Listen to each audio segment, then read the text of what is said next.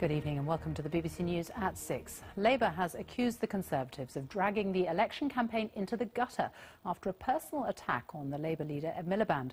The Conservative Defence Secretary, Michael Fallon, said Mr Miliband had stabbed his own brother in the back over the Labour leadership and would stab the UK in the back by scrapping Britain's nuclear deterrent in order to win the support of the SNP. It's an accusation Labour strongly denies. Here's our Deputy Political Editor, James Landale. So a decision over the future of Trident is expected next year, and the outcome could shape Britain's standing in the world for many years to come, as our diplomatic correspondent James Robbins explains. Nearly 750,000 young people in the UK are unemployed, and with the election coming up, that is a particularly pressing issue for many of them and their families. To tackle the problem, Labour has promised today that all school pupils will get face-to-face careers advice, and the Conservatives have pledged 3 million new training places over the next 5 years. Our special correspondent Richard Bilton has been gauging the mood among young job seekers in York. Now, throughout the election campaign, we're talking to people across the UK, finding out what matters to them. This evening, a final thought from one young man seeking work.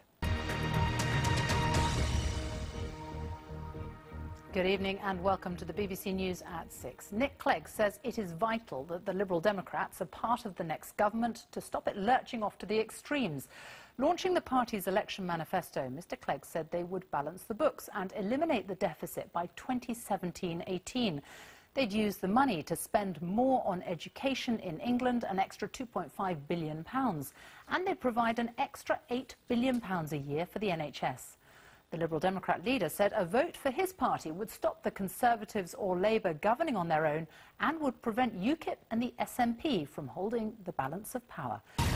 Around 400 people, including many women and children, are still missing after their boat capsized off Libya. The African migrants who survived have been taken to the island of Sicily and the Italian mainland. The Italian Coast Guard says 10,000 migrants have been picked up off the Italian coast since Monday, and more boats are heading that way. Last year, an estimated 16 people died making that journey between January and March. A year later, the death toll for that same period is 30 times higher. 500 are believed to have lost their lives, and that doesn't include the 400 who went missing on Monday. Our Middle East correspondent Quentin Somerville reports from Misrata on the Libyan coast. The mother of a 21-year-old student who's died after taking diet pills has warned of the dangers of buying tablets online. Eloise Parry from Shrewsbury started feeling unwell shortly after taking 8 pills she'd ordered. She died just hours after reaching hospital. Police believe the tablets contained an industrial pesticide. Sean Lloyd reports.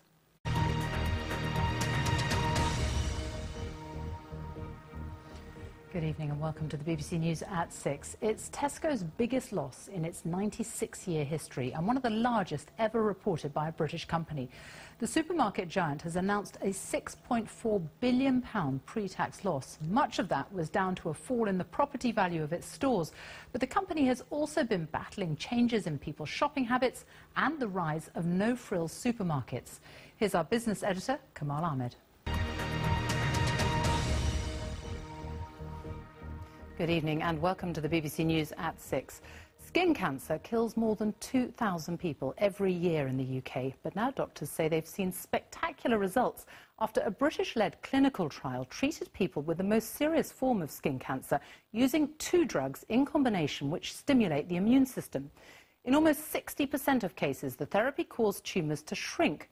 The treatment, which helps the body recognise tumours and then destroy them, has also been used successfully for other cancers like lung and bowel. Our medical correspondent Fergus Walsh has been following one patient's treatment.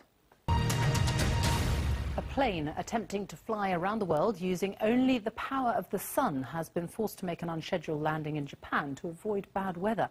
The Solar Impulse was on the 7th and longest leg of its journey from China to Hawaii, as Rupert Wingfield-Hayes reports. Paris has become a shrine for amorous tourists and Parisians alike. Hundreds of thousands of padlocks with people's initials on have been attached to the railings on the Pont des Arts, left behind as a token of love.